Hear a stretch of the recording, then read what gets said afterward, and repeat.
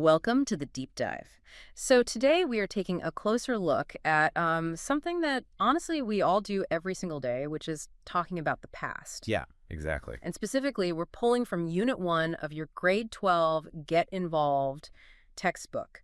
Our mission today is to extract the absolute must-know grammar rules, like all those tricky past tenses, so you can actually ace your upcoming exam. Right, because English is, well, it's incredibly obsessed with boundaries and completion. But before we get into the really complex structures, we need to establish the baseline, how we establish reality in the past in the first place. Right, so think of it like a camera. The simple past is it's just your snapshot. Exactly, a quick snapshot. Like saying, I bought these jeans yesterday. It's a finished action at a specific time. The door is totally closed on that event. Yes, Yeah. And then on the flip side, you have the past progressive, which is more like a background video playing. So the sun was shining while everyone was walking. Okay, so we've got the photo and the video. Right, and the fascinating part is when those two concepts crash into each other. Because when a background video is playing, it's highly vulnerable to being interrupted by a snapshot. Oh, like when you're waiting for the bus, which is the ongoing video, right? Exactly. You're waiting, and then boom, your friend arrives. That arrival is the snapshot that just interrupts the whole timeline. Oh, and we can't forget about used to. Right, the deleted scenes of our life movie. Yeah, perfect analogy. Habits or states that simply aren't true anymore. They're completely removed from the current narrative. Okay, so that's the strict, finished past. But then we have the tenses that bridge the gap into right now, the present perfect and the present perfect progressive. The messy part, yeah. Memories that refuse to stay in the past. But wait, honestly, these two feel entirely redundant to me. Yeah. I mean, if I say I have read the book or I have been reading the book is still just sitting right there in my hands. Aren't they the exact same thing? Well, no, not quite.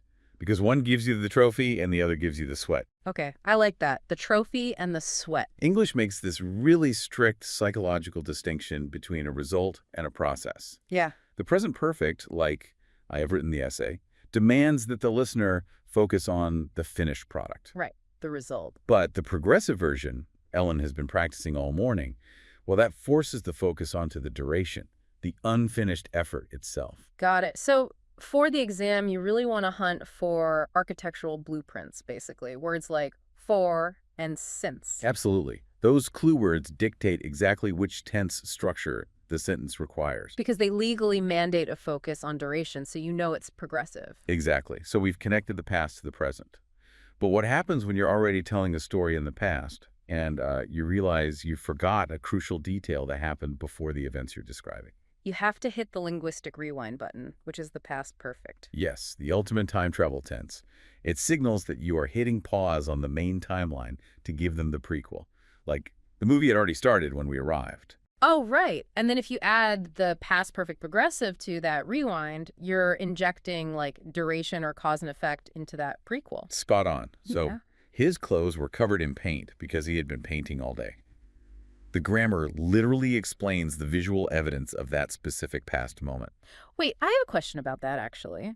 If I'm already using chronological words like before or after, isn't hitting that rewind button a bit overkill? How do you mean? Well, if I say, after I ate, I slept, the order is already totally baked into the sentence.